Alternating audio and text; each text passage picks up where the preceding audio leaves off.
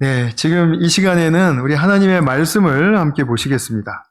요한 1서 4장 16절 후반부터 21절까지입니다. 제가 세 번역으로 봉독하겠습니다. 하나님은 사랑이십니다. 사랑 안에 있는 사람은 하나님 안에 있고 하나님도 그 사람 안에 계십니다. 사랑이 우리에게서 완성되었다는 사실은 이 점에 있으니 곧 우리로 하여금 심판날에 담대함을 가지게 하려는 것입니다.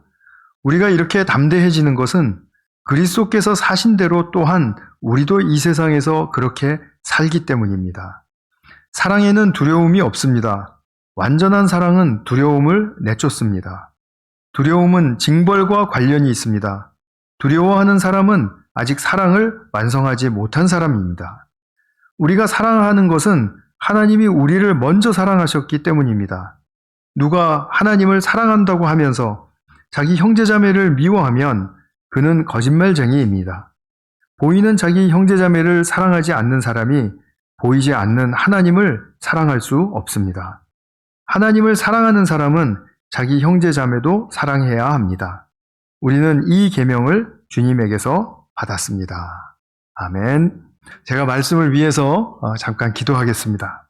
사랑하는 아버지 하나님, 오늘도 저희들에게 말씀 주셨습니다.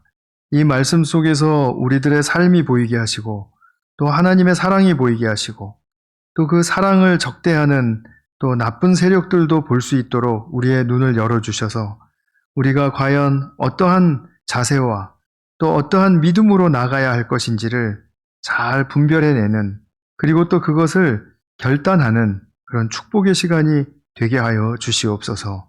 주님의 성령께서 우리들의 마음을 열어주시고 또 우리 모두가 함께 말씀을 새길 수 있는 그런 귀한 시간 이루어 주시옵소서. 예수님의 이름으로 기도하였습니다. 아멘. 오늘은 생명의 공동체 5번째 시간, 두려움과 사랑이라는 그 두 반대되는 개념의 주제를 가지고 함께 말씀을 좀 생각해 보도록 하겠습니다. 우리 현실 속에 살아가면서 두려움 많이 느끼시죠? 종종 느끼시고요. 크고 작은 두려움이 있고 정말 다양합니다. 두려움에도 종류가 참 많다라는 것을 보게 되죠. 우리가 살다 보면 이렇게 두려움이 정말 전부 다인 것 같다. 이런 생각이 들 때가 있을 정도로 이렇게 두려움에 휩쓸리고 또 두려움에 눌릴 때가 많습니다. 그런데 우리의 현실 속에는 두려움만 있는 건 사실 아니죠. 우리는 그리스도의 사랑이 있는 사람들이죠. 그리스도의 사랑을 만났고 또 그 사랑에 붙들렸고 또 그 사랑을 또 더욱 붙들려고 애를 쓰는 우리의 또 이 삶에 정말 힘 있는 그런 처절한 그런 싸움들, 그런 것들이 우리에게 있습니다. 이 두 두려움과 사랑이라는 큰 산이 우리에게 이렇게 존재하는데 사실은 우리 성경을 잘 보시면은 뭐뭐 하지 말라라는 성경의 말씀 중에서 두려워하지 말라라는 말이 가장 빈번하게 나오는 말입니다.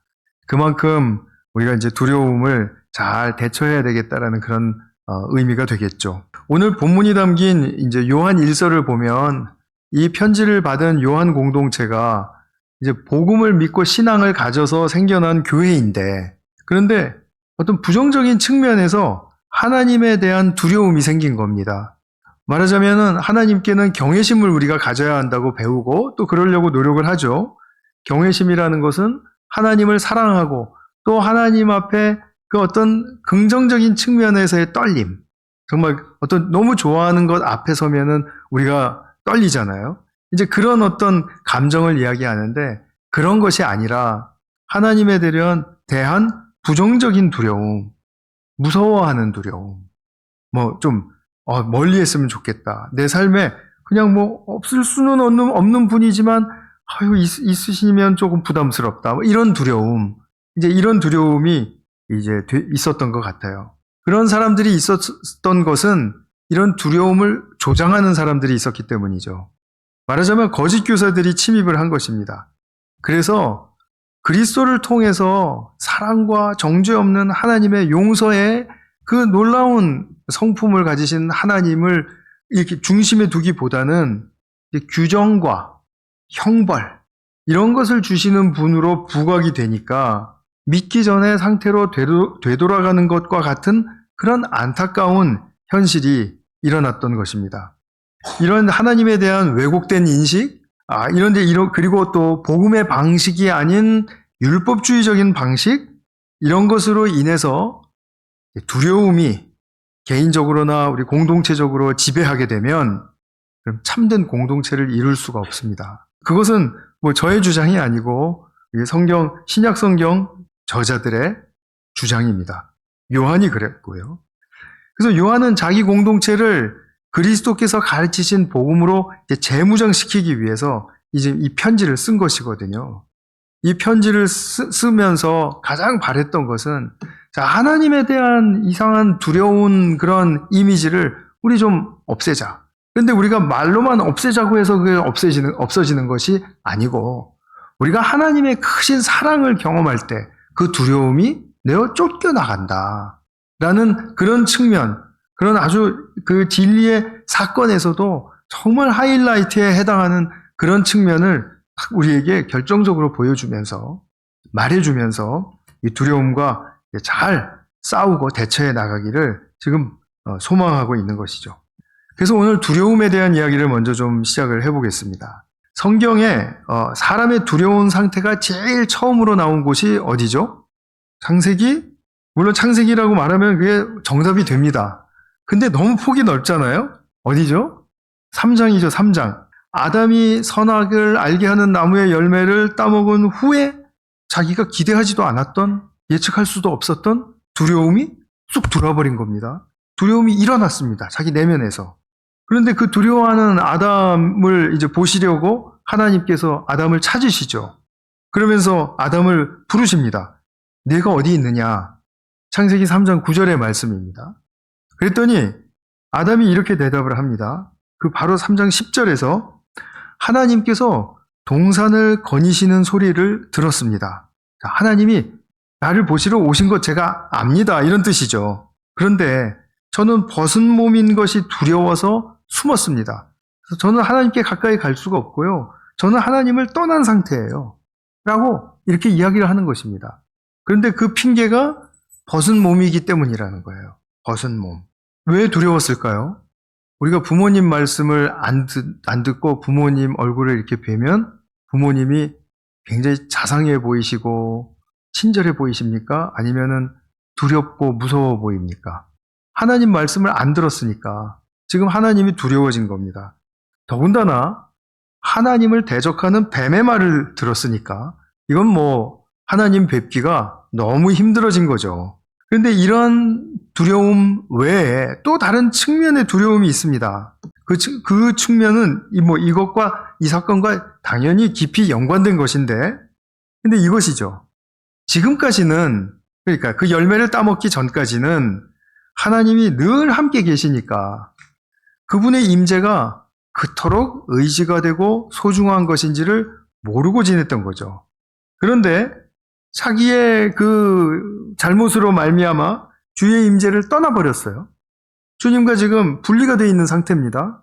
그러니까 자기에게 딱 보이는 것은 자기의 벗은 몸 밖에는 보이지가 않는 겁니다.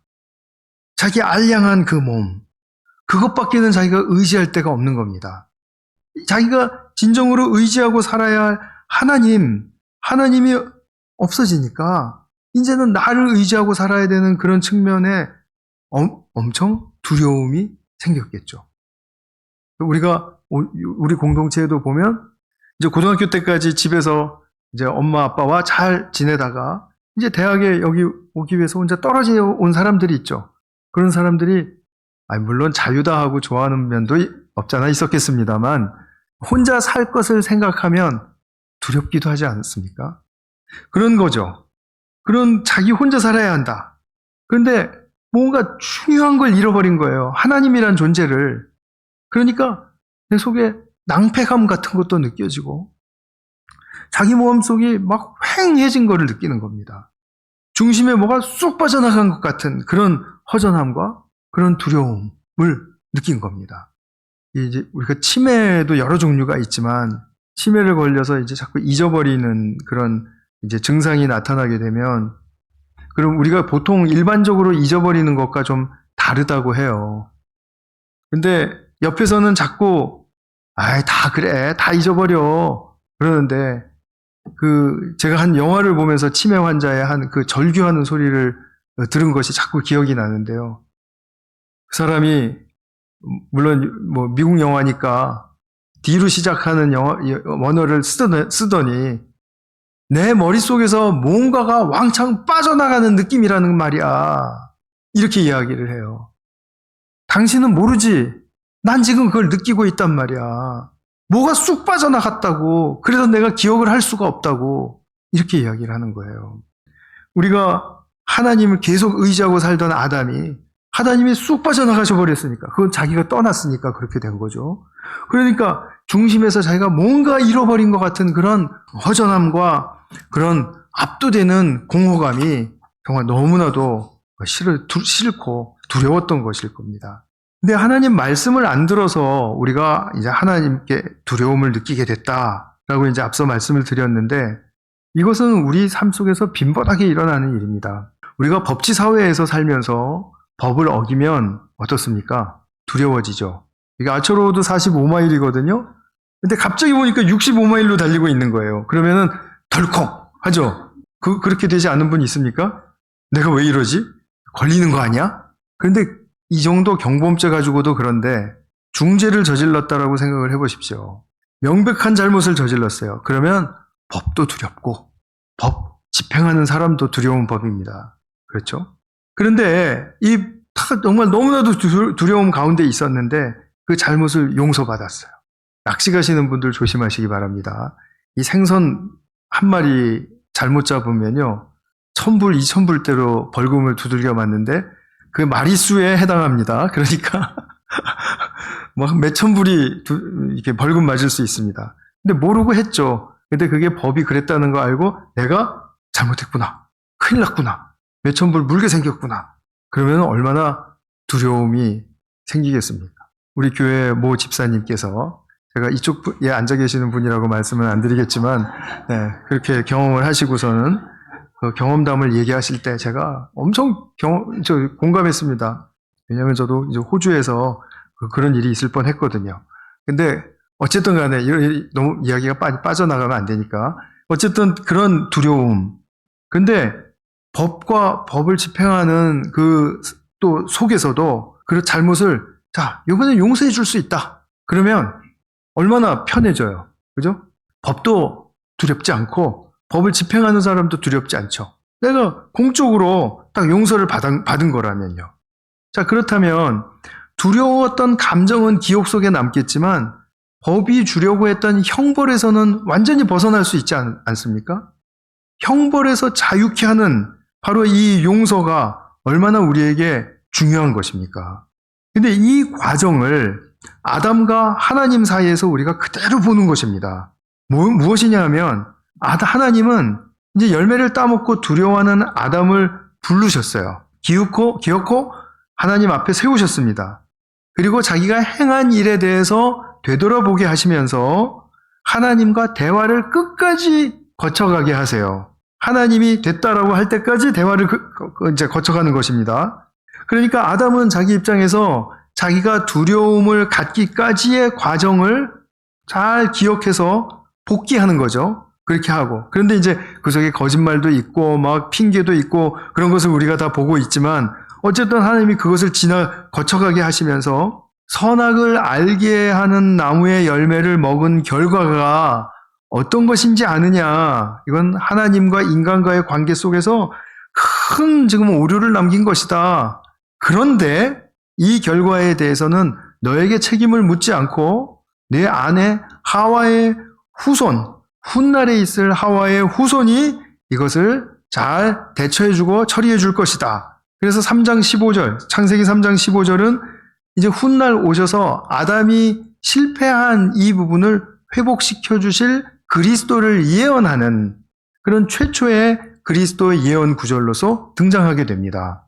조금 어려우셨더라도 이제 그렇게 생각하시면 돼요. 그래서 일단 아담은 이제 책임을 면한 겁니다. 책임을 감당해 줄 뒤에 훗날에 그리스도가 오실 거니까요. 자, 그렇게 해서 그걸 약속해 주셨으니 이제 아담은 한시름 또 낫겠죠.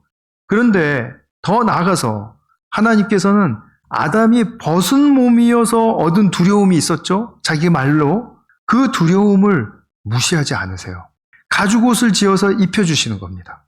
자기가 만든 이 무화과 나무 잎사귀 치마는 며칠이 지나가면 다 시들었겠죠. 그러나 그렇게 시들지 않는 가죽옷을 입혀서 그의 마음을 안정시키시는 것은 물론이거니와 그의 육신의 모습까지도 평안하고 자유롭게 그렇게 배려를 해주시는 것입니다. 여기서 아담은 자기가 생각지도 않았던 사랑과 자비의 하나님을 만나게 된 거죠. 우리가 사랑한다, 사랑한다 말만 하는 것이 아니라 그 사람의 필요를 알고 채워주는 성품을 자비하다라고 그렇게 이야기를 합니다. 자비하다, 긍휼이 있다, 또 불쌍히 여긴다, 다 똑같은 말입니다. 하나님은 자비하시고 긍휼하시고 불쌍히 여기시는 분이죠. 그런 하나님을 만난 거예요. 그러니까 창세기 3장을 보면서 우리가 딱 보게 되는 것은 아담이 자기가 저지른 행동 그리고 결과가 다다랐는데 그 또 하나님께서 부르셔서 대화를 통해서 대응하시고 또 이것을 다 처리해 주시고 또 필요를 채워주셔서 결국은 아담을 회복시켜 주시는 이까지의 이 과정은 오늘날 우리도 하나님과 관계 속에서 경험하고 있는 일이라는 것입니다. 물론 조금 좀 종류가 다르고 또 강도가 다르고 여러 가지 환경과 조건이 다를 수 있습니다. 그러나 근본적으로 지금 아담이 하나님과 함께 경험한 이 과정의 일들은 우리가 또 누구든지 모두가 다 하나님과의 관계 속에서 경험하는 그런 원형이라는 말이죠. 패턴의 원형이다. 아키타입. 원형이라는 거예요. 그래서 아담과 하나님과의 이 관계 속에서 일어난 것을 가만히 보면 우리가 뭔가 잘못했을 때, 또 두려움이 있을 때, 우리는 어떠한 방식으로 하나님을 붙들고 하나님께 나아가야 하는가를 생각하게 해주죠. 그것을 잘 배우게 해준다라는 말씀입니다. 사람은 누구나 잘못합니다. 언제든지 잘못할 수 있는 가능성이 있습니다. 그리고 우리는 예수님을 믿은 자로서 이 양심이 특별히 하나님에 대해서 살아있기 때문에 우리가 무언가를 잘못하면 하나님에 대한 두려움을 피해갈 수 없습니다. 그걸 없다고 치부할 수가 없다는 얘기죠. 왜냐하면 양심이 계속해서 우리에게 이야기해주고 있는데요. 근데 수많은 두려움 중에서도 하나님의 뜻에서 벗어났을 때 갖게 되는 그런 원초적인 두려움, 그리고 그때 갑작스럽게 부각되는 나의 벗은 초라하고 빈약한 모습, 내가 뭐 어찌 할 바가 없는 그런 어떤 처절하고 바닥에 떨어진 의지할 곳 없는 모습, 그런 모습으로 말미암아 부끄러움을 경험하고 수치를 경험하는데 이것을 경험하지 않는 사람이 누가 있겠습니까? 모두는 경험을 하는 것입니다. 우리가 현실 속에서 두려움과 수치심을 많이 가리고 살죠. 또 그럴 수밖에 없습니다. 어떻게 우리가 느끼는 두려움과 수치심을 다 드러내면서 폭로하면서 살겠습니까? 정신이 나가지 않는 이상. 그렇지 않습니까? 그러니까 우리는 이것을 어쩔 수 없이 속에 품고 사는 수밖에 없고, 그리고 어떤 상황 속에서는 나누고 또 그것을 또 같이 또 이야기해서 또 상담을 해서 또 이것을 우리가 잘 이겨내는 길을 찾아야 하고 하는 것이죠. 그런데 하나님 입장에서는 이러한 상황에 있는 우리들을 끝까지 불러내셔서 대화하고 인격적이라는 말씀입니다. 인격적으로 대해주시고 그리고 당신의 사랑과 자비를 만날 때까지 집요한 하나님의 이 끈기를 우리가 믿으셔야 한다는 그런 말씀입니다. 하나님은 이런 우리를 향한 자비와 사랑의 끈기가 있으신 분이라는 것을 끝까지 우리가 믿고 쫓아오기를 원하시거든요. 하나님은 이런 분이시라는 거죠. 근데 우리가 세상에서 살면서 세상의 길을 만나게 됩니다. 세상의 방식을 만나게 돼요. 세상의 방식은 이렇습니다. 누가 잘못한 것이 있잖아요. 그러면 그것에 대해서 두려워하거나 부끄러워하는 것에 대해서 무관심하고 더 나아가서는 무자비합니다. 그건 네가 잘못했으니까 그리고 두려워해야 한다라고까지 말을 해요. 부끄러워해야지. 잘못했으니까. 이렇게 이야기를 한다란 말이죠.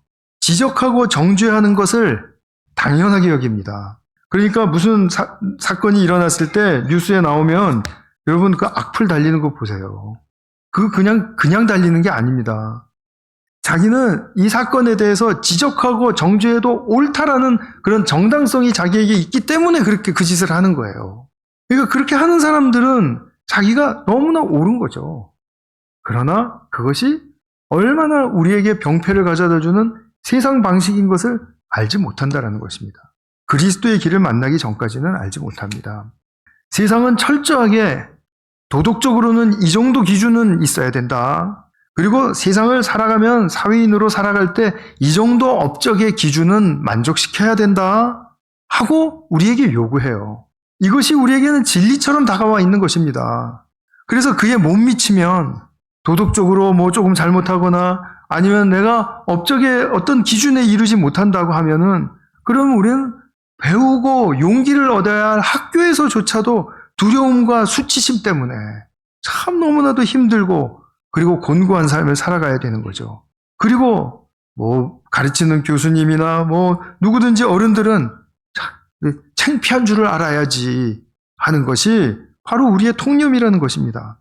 그의 잘못은 그의 것일 뿐이에요. 그의 잘못이 나의 잘못일 수도 있다라는 생각을 하지 않아요. 그런데 그의 잘못이 나의 잘못이다라고 여기고 십자가에 간 길을 가신 분이 있습니다. 누구세요? 예수님이시잖아요.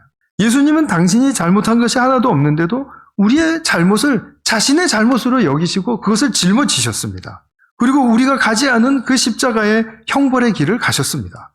그래서 그 형벌을 만족시켜 주신 거죠. 그리스도의 방식은 이와 같이 세상의 방식과 완전히 반대라는 것입니다. 완전히 반대입니다. 우리의 잘못이 주님의 잘못인 거예요. 우리가 다음 주에 이제 침례식을 하게 되는데 우리가 침례를 받는 그 내용 중에 중요한 것이 하나가 우리의 죄가 주님께로 트랜스퍼 된다라는 그런 의미가 있습니다. 우리의 죄는 죽고 주님께로 옮겨져 가요. 그 의미입니다. 그러니 우리가 그리스도의 길을 따라간다고 하면 주님을 많이 배우셔야 되겠죠? 근데 주님은 이러세요. 사람의 잘못을 세상처럼 지적하고 정죄하지 않으세요. 그것을 전혀 당연시하지 않으세요. 왜 그럴까요?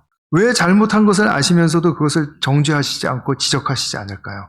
그것은 사람의 가치가 잘못해서 훼손되는 그 정도 떨어지는 가치보다도 그 사람이 회복되어서 담을 수 있는 하나님의 사랑과 자유가 얼마나 위대한 것인데 그것을 담을 수 있는 존재로서의 가치를 너무나도 높이 보시기 때문에 그런 것입니다. 이 세상에 어떠한 사람도 그 사람이 회복되면 하나님의 사랑과 자유가 담기는 위대한 존재로서 세워진다. 이런 모든 가능성을 가지고 있는 인간에 대해서 조금 잘못하고 많이 잘못하고 이런 것을 따질 것이 아니다. 사람은 여기서 무엇이든지 은혜를 입고 회복이 되어야 한다.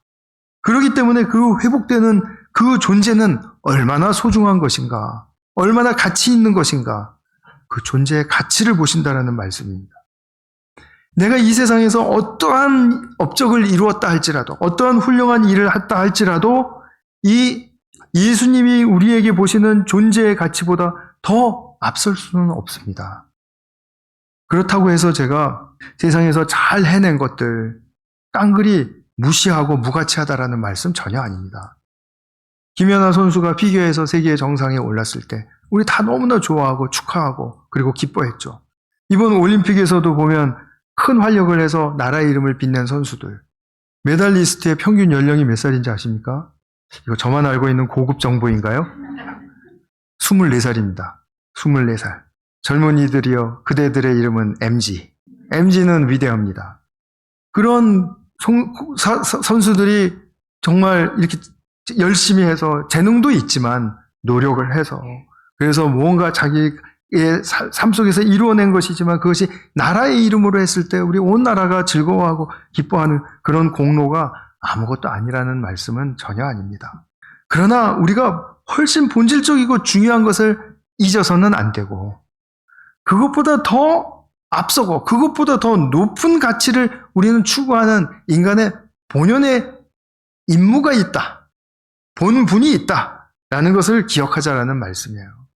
그리스도는 우리가 죄 짓고 잘못했을 때 우리가 또 안에서 느끼는 두려움과 부끄러움을 깊이 이해해 주셨습니다. 죄를 짓지 않으신 분이지만 죄 짓고 잘못한 우리들의 두려움과 부끄러움을 이해해 주셨습니다. 두려움과 수치를 느끼는 것을 결코 무시하지 않으셨다라는 말씀입니다. 가볍게 여기지 않으셨다라는 말씀입니다. 내가 괴롭고 힘든 것을 주님은 결코 가볍게 여기지 않으십니다. 그렇다고 해서 큰일 났다 이런 말씀이 아니고요. 자, 이것은 내가 잘 도와서 회복시켜줘야지 하는 그런 마음으로 정말 우리에게 다가오신다라는 말씀이죠. 이런 모습을 우리는 주님의 사역을 통해서 많이 보았죠.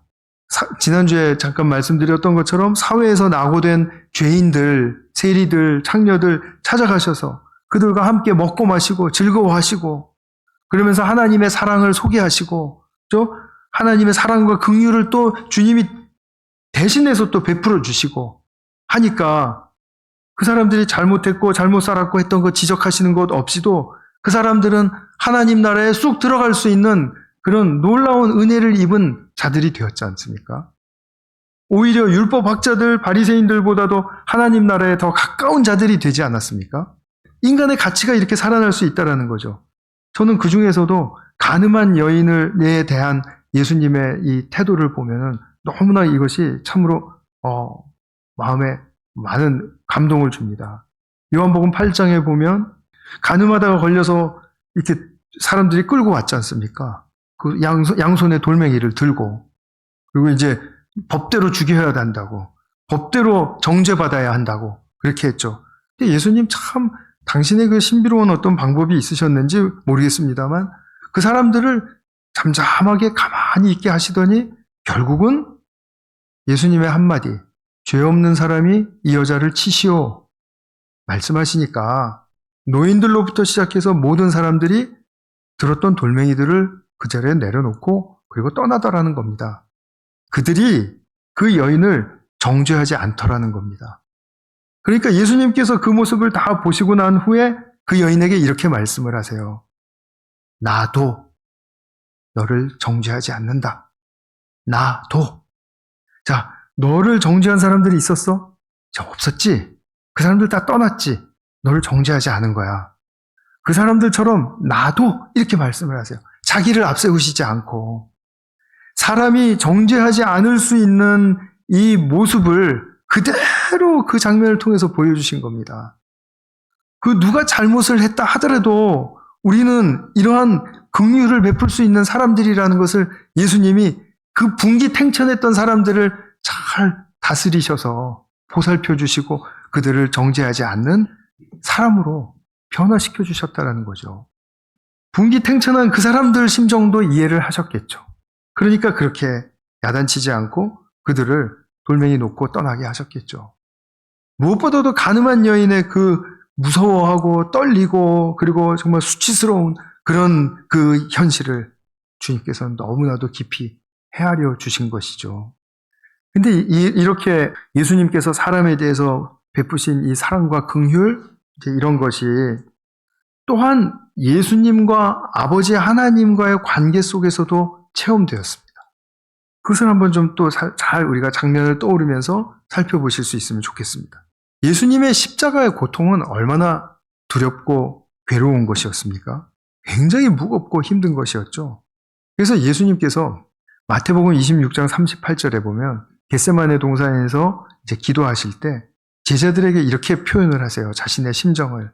내 마음이 괴로워 죽을 지경이다. 꼭 예수님답지 않은 것 같은 그런 표현이 나왔죠. 근데 예수님의 솔직한 표현이세요. 내 마음이 너무너무 괴롭고 힘들다. 두렵고 떨린다. 십자가를 앞두고 고뇌하시고 그러니 피땀이 나도록 기도하신 것입니다. 거기다가 모욕을 당하시기까지 또 벌거벗겨졌죠. 벌거벗은 몸으로. 아담은 벌거벗겨졌을 때 뭐 어떤 무화과 나무 숲속에 숨었습니다. 가렸습니다. 예수님은 그것도 아닙니다. 그냥 동산 꼭대기에 그것도 십자가 그 꼭대기에 벌거벗겨진 채로 달리셨습니다. 얼마나 수치스러운 장면입니까? 그런데 아버지께서는 뜻하신 바 있어서 그때 당장은 그 수모를 다 겪게 만들어 주셨습니다. 만들도록 허용하셨습니다. 왜 그러냐면 우리 인간의 죄가 그만큼 크다라는 겁니다. 우리의 잘못이 그만큼 크다라는 거예요. 그래서 그것을 전부 다 당하게 하시는 것을 아버지께서 허용을 하세요. 그러나 거기서 그치지 않으시죠. 그러고 났더니 3일 뒤에 부활의 면류관을 씌워주시더라는 겁니다. 부활의 영광스러운 모습, 즉 수치와 두려움이 부활의 영광으로 전환되는 그런 사건이었습니다. 그렇게 부활의 면류관만 씌워주시는 것으로 그쳤습니까? 아니죠. 승천하실 때 하나님 나라의 대권을 이어받으시는 공식적인 왕으로서의 등극하시는 그런 모습이 우리에게 증거되었습니다. 승천하시며 하나님 나라의 진정한 왕으로 공식적으로 선포되신 것입니다. 그러면 하나님 나라는 이제 그리스도의 것입니다. 그런데 그 하나님 나라가 그리스도의 것으로 되는 것만으로 하나님의 계획은 끝이었습니까? 아닙니다. 하나님의 나라는 하나님의 백성들이 누려야 할 나라인 것입니다. 그렇기 때문에 그리스도께서 상속받으신 그리스도의 그 나라는 우리 모든 백성들에게도 유업의 상속으로 주어지는 그런 놀라운 하나님의 선물입니다. 이것을 받기까지 그리스도께서는 우리에게 유업의 참 모델로서 그렇게 우리의 본이 되어주신 것입니다. 그러니 그리스도를 회복시키셔서 이렇게 엄청난 영광스러운 자리에 이르기까지 아버지는 그 아들에 대해서 그냥 계셨던 분이 아닐 뿐만 아니라 웬만한 일을 하신 정도가 아니죠. 엄청난 일을 행하신 것입니다.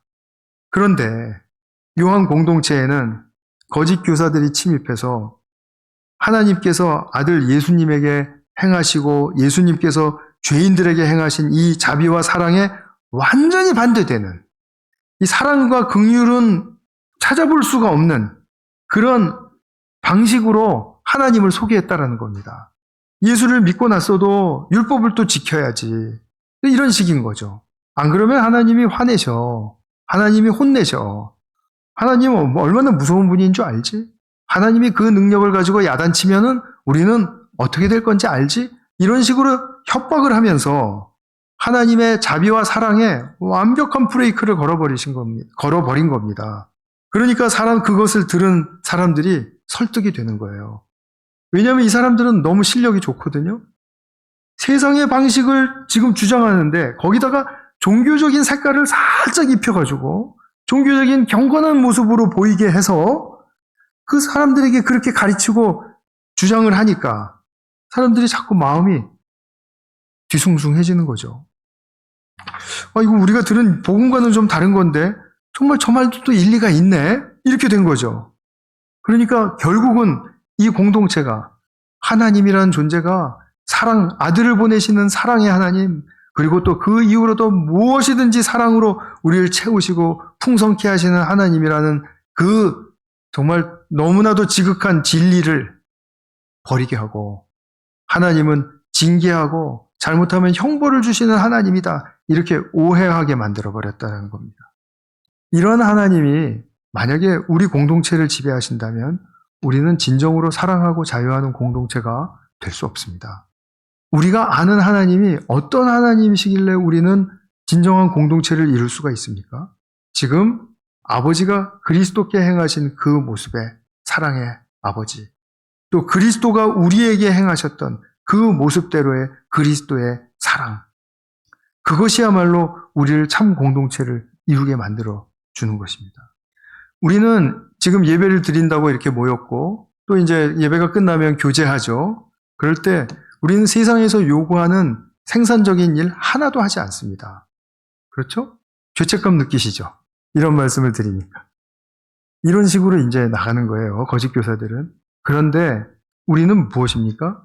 여기 주일날 모여서 생산적인 사회를 위한, 국가를 위한 일을 하지 않는다 할지라도 우리는 어떤 존재입니까? 정죄 없는 사랑의 수혜자들입니다. 그렇기 때문에 그 사랑의 생명의 힘이 내게로 몰려 들어오면 그 힘이 서로 간에 흐르고, 그리고 그 힘이 또 각자 안에 충전이 되어서 우리가 이제 드디어 소명을 받은 그 현실의 자리, 거기에 나갔을 때 세상 방식으로 살지 않고 이 사랑과 긍휼의 방식으로, 지적하지 않고 정죄 없는 그러한 방식으로 우리는 살아갈 힘을 얻는다라는 것이죠. 여기가 그렇게 중요한 장소인 것입니다. 그래서 이렇게 살아가면 우리 삶 속에 하나님에 대한 두려움 쫓아내주죠. 웬만한 세상 방식으로 말미암아 주눅들 만한 그러한 일로 말미암아 우리는 두려워하지 않죠. 그래서 담대해지는 것입니다. 그래서 또한 우리는 진짜 사랑을 할 수 있는 존재가 되는 것입니다. 두려움이 있는 가운데는 그 누구도 제대로 사랑할 수 없습니다. 사랑할 수가 없습니다. 이것이 사도 요한이 오늘 우리에게 가르쳐주고 싶어하는 아주 굉장히 놀라운 진리인 것입니다. 저와 우리 성도님들은 가정과 교회에서 또 일터에서 이것을 많이 경험하시기를 우리 기도하고 또 소망하며 나아가야 되겠죠. 두려움이 느껴지실 때는 하나님의 사랑을 더욱더 냉철하게나 보고 싶다라는 그 소원을 가지고 주님께 매달리시기 바랍니다. 그리고 말씀 보실 때 분명히 주님께서 당신의 사랑을 보여주실 것입니다. 이렇게 하여 우리가 두려움을 쫓아내는 사랑의 수혜자들이 될 수 있기를 주님의 이름으로 축원합니다. 기도하겠습니다. 사랑하는 주님, 우리가 참으로 많은 것들에 대해서 두려움이 있지만 우리는 그 양심이 살아있기 때문에 조금이라도 주님의 뜻에 잘못된 것을 행하거나 또 그것을 범하면 많은 정죄감과 더불어 두려움을 느끼고, 그리고 주님이 참 부담스러워지는 존재로 여겨질 때가 참 있곤 한 것을 고백드릴 수밖에 없습니다. 그런데 주님이 보여주신 그 그리스도의 사랑의 방식을 보면 정말 지적하지 않고 정죄하시지 않으면서도 정말 인간의 충만한 그 모습 그대로 회복시켜 주시는 것을 우리는 경험을 했고 보았고, 또 아버지께서 아들을 대하실 때도 정말 어느 일정 시간 동안 우리의 죄를 처리하시기 위해서 그 아들의 괴로움과 고통을 허용하셨으나, 그러나 그 후에 베풀어 주시는 정말 엄청난 영광스러운 그런 귀한 유업과 또 상급을 바라볼 때는 얼마나 하나님 아버지의 사랑과 긍휼이 크신지를 우리가 증거할 수 있게 되었습니다. 주님, 우리가 정말 소소한 두려움에 떨며 세상의 방식에 휘말리기보다는 이러한 정죄 없고 또 지적 없는 그러한 주님의 긍휼의 사랑을 배워서 우리의 삶이 너끈한 사랑의 수혜자들로 세워질 수 있기를 간절히 소망합니다. 그렇게 될 수 있도록 이루어 주시옵소서. 우리 구주 예수님의 이름으로 기도하였습니다. 아멘.